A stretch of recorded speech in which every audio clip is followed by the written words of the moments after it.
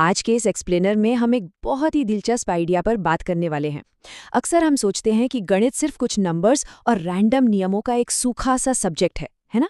लेकिन सोचिए, क्या होगा अगर हम गणित को एक भाषा के रूप में देखें? जी हाँ, एक ऐसी भाषा जिसका अपना खुद का व्याकरण है, जो हमें किसी भी तरह की गलत फहमी से बचाने के लिए डिज़ाइन की गई है। आज हम अंकगणितीय अभिव्यक्तियों यानी अरिथमेटिक एक्सप्रेशंस के रहस्यों को डिकोड करेंगे और देखेंगे कि ये भाषा असल में हमसे क्या कहती है।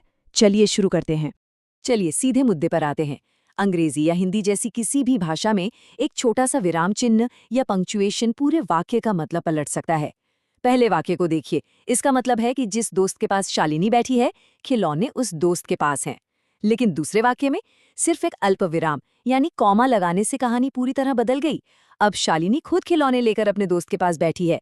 खिलौने असल में किसके पास हैं, ये पूरी तरह से उस एक छोटे से कॉमा पर निर्भर करता है। अब इस चित्र को ही देख लीजिए। जिस तरह ये इमेज हमें वाक्य का सही और सटीक मतलब समझा रही है, ठीक उसी तरह गणितीय अभिव्यक्तियों को भी अपना अर्थ साफ करने के लिए विराम चिन्हों की जरूरत होती है।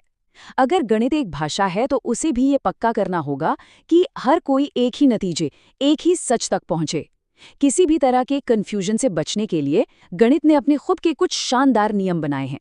तो सबसे पहले बेसिक्स क्लियर कर लेते हैं। आखिर ये अंकगणितीय अभिव्यक्ति या अर्थमेटिक एक्सप्रेशन होती क्या है? आप इसे गणित का एक बेसिक वाक्य या सेंटेंस मान सकते हैं। जैसे 13 + 2। इस एक्सप्रेशन की एक पक्की वैल्यू होती है जो कि 15 है। यहाँ जो बराबर या इक्वल का चिन्ह है ना, वो एक पुल की तरह काम करता है जो इस गणितीय वाक्य को उसकी असली वैल्यू से जोड़ता है। इन एक्सप्रेशंस की बहुत कमाल की बात पता है क्या है? आपको हमेशा लंबी और थका देने वाली कैलकुलेशंस करने की जरूरत नहीं पड़ती। जरा इस सिचुएशन को देखिए। राजा के पास 1023 कंचे थे और आज उसे 125 और मिल गए। वहीं जॉय के पास 1022 कंचे थे और आज उसे 128 और मिले। अब किसके पास ज्यादा कंचे हैं?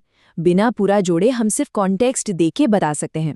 राजा के पास शुरुआत में सिर्फ एक कंचा ज्यादा था, लेकिन आज जॉय को 3 कंचे ज्यादा मिले हैं, तो साफ है ना कि अब जॉय के पास ज्यादा कंचे हैं। बिना किसी लंबी कैलकुलेशन के हमने जवाब ढूंढ लिया। भाग 1, गणित के विराम चिन्ह यानी ब्रैकेट्स। अब इमेजिन कीजिए एक खेल का मैदान। मल्लेश अपने साथ 30 कंचे लाता है। उधर अरुण कंचों की 5 थैलियां लाता है और हर थैली में 4 कंचे हैं। अब कुल कितने कंचे हुए? मल्लेश ने इसे 30 + 5 × 4 के रूप में लिख दिया। जरा अपने दिमाग में कैलकुलेट करने की कोशिश कीजिए कि इसका टोटल क्या होगा। अगर आपका जवाब 50 है तो बिल्कुल सही। मल्लेश ने भी यही जवाब निकाला। उसने बिल्कुल सही लॉजिक लगाया।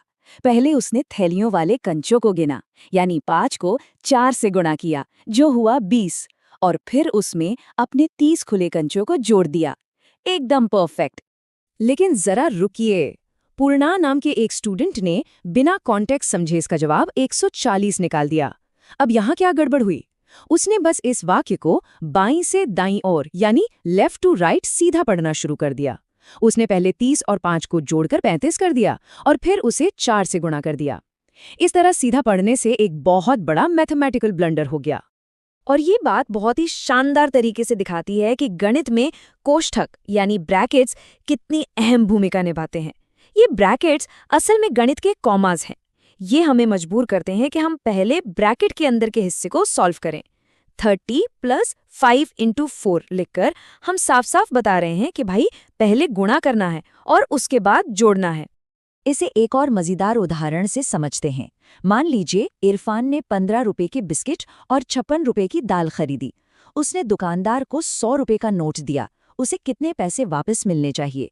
अगर हम इसे सीधे 100 - 15 + 56 के रूप में पढ़ें और हल करें तो जवाब 141 आ सकता है। मतलब इरफान ने जितने पैसे दिए उसे उससे ज्यादा वापस मिल गए। ये तो कोई सेंस नहीं बनाता। लेकिन जैसे ही हम ब्रैकेट्स लगाते हैं 100 - 15 + 56, हम पहले कुल खर्च निकालते हैं जो कि 71 रुपए है और फिर उसे 100 में से घटाते हैं, जिससे हमारा सही और लॉजिकल जवाब आता है 29 रुपए। भाग 2, गणितीय पदों यानी टर्म्स की पहचान। अच्छा, तो क्या हो जब हमारे पास गाइड करने के लिए ब्रैकेट्स ना हो?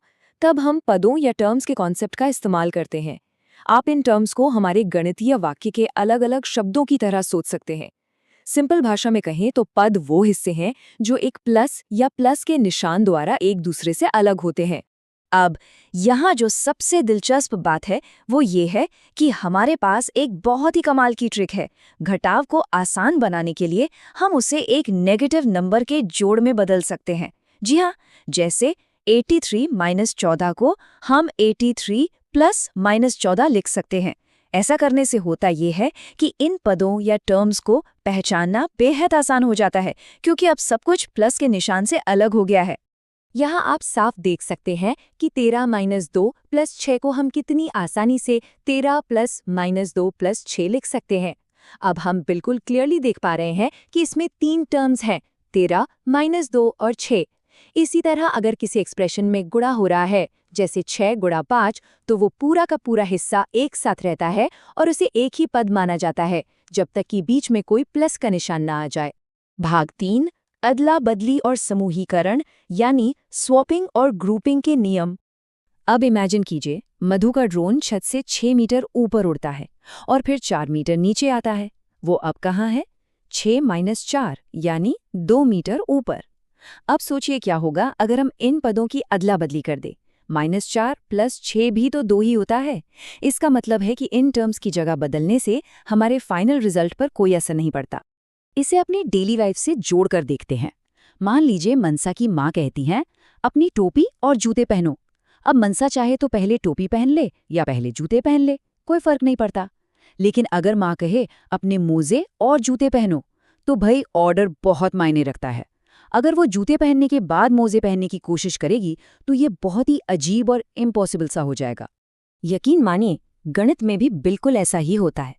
जब हमारे पास सिर्फ जोड़ने वाले पद होते हैं तो वे टोपी और जूते पहनने जैसे ही होते हैं, क्रम मायने नहीं रखता।